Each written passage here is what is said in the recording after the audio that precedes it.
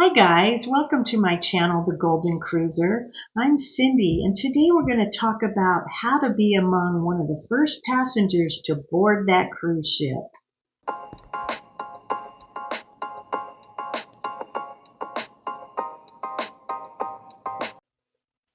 Now, some people cruise multiple times a year and they're seasoned veterans and they don't really care about what time they get on the ship.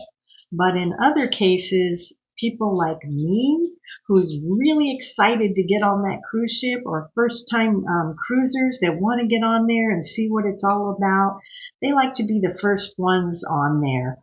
So here's some tips to help you get on board a little sooner and start that wonderful vacation.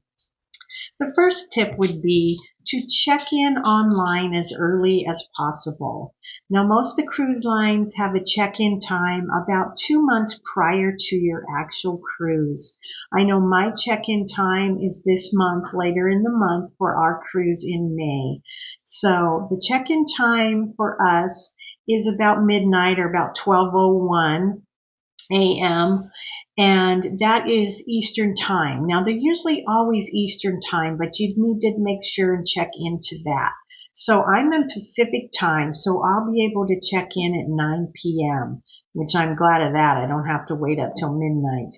So what you want to do is get on there as soon as possible, go online, check in online. They will then ask you to give your passport number or driver's license information, whatever you're using for ID. They will also ask you for a credit card so they can use that to hold your all your activities and things you purchase online. So if you go to the bar, it all goes on your cruise card, and then at the end it's charged to you, your cabin. You'll get a final bill. So giving them a credit card ahead of time saves all that hassle, other than paying by cash, where you have to go leave a deposit on the first date. Then you have to go settle your bill either the night before or the day you're getting off the cruise. It's much easier to leave a credit card and put it on right then. I know I already have mine on there. Put it on before you go when you do check in. That way you'll have everything ready when you get to the terminal. The next thing is to plan your journey to the port. Now, if possible, I highly recommend going in the night or day before at least, and not flying in or driving in the very same day, which I used to do a lot of, but I would never do that now. Driving in or flying in the same day, if you have flight delays or your car breaks down or something happens, you may not even get to your cruise ship on the same day. So I would recommend, if you are able to do it, come in the night before, day before, have a relaxing dinner, get to bed and get up early. You want to get to that cruise ship early if you want to be one of those first people to get on board. Now, it doesn't necessarily mean you're going to get on board early by getting there, but if you get to the terminal early, you're going to avoid the long lines of traffic that is waiting just to get into the terminal to either park or get you dropped off there. So if you go in early enough, there won't be that line, and your transportation can just drop you off right there. If they haven't opened up the doors yet, you can just wait outside a little bit and then go into the terminal, and it's not so crowded and overwhelming. So make sure you get to that terminal early in the morning if you want to avoid all the traffic and the long lines that are in the terminal.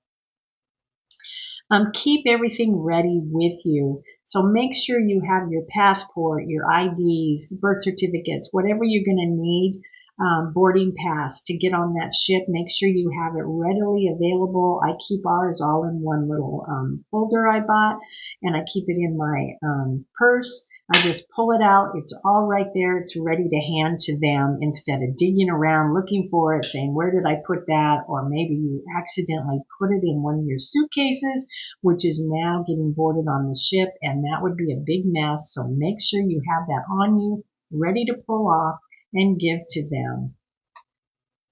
Other things that may affect your embarkation day, you getting on early, is they always board like the suite guests that have purchased suites first or the people with higher status on their card. So they've sailed on that cruise ship a lot of times, and the more they sail, the higher up the status. They let those people board first, and then the suite people. And some of the ships have things you can purchase, like Carnival has Faster to the Fun, which I do always purchase. It's $100, but that's for your full length of your cruise. And then it covers everyone. So there's three of us on board. It's $100 for three of us, say for a 7-week cruise. And that lets you board after the suite guests and after the high up platinum or whatever status that specific cruise line has. Get on board, then you get to go next before the regular passengers.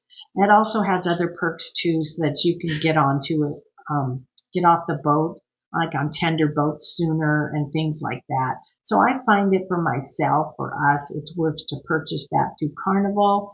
And then Royal Caribbean does have something called their key card, which I'm not going to do because I find that one too expensive. That is like $37 per person per day.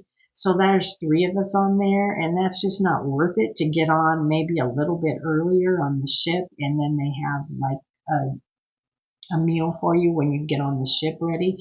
It's not worth it to me to pay that much money. So that depends on you if you want to do that. But I'm not going to do that on Royal Caribbean. I'll take my chances with checking in early online and see what time slot we get. Also, if you take a cruise that's departing during the week rather than on a weekend, or if it's not the peak season, say it's not summer or spring break or things when a lot of people would be going, then you're going to have less traffic getting into the terminal and less traffic once you get in that terminal and the lines start to form. So there's just some tips. I'm sure if you've cruised before, you already know these things, but sometimes there's first-time cruisers out there that have no idea about any of this. So this is just to help people get you on that ship and start to your fun sooner.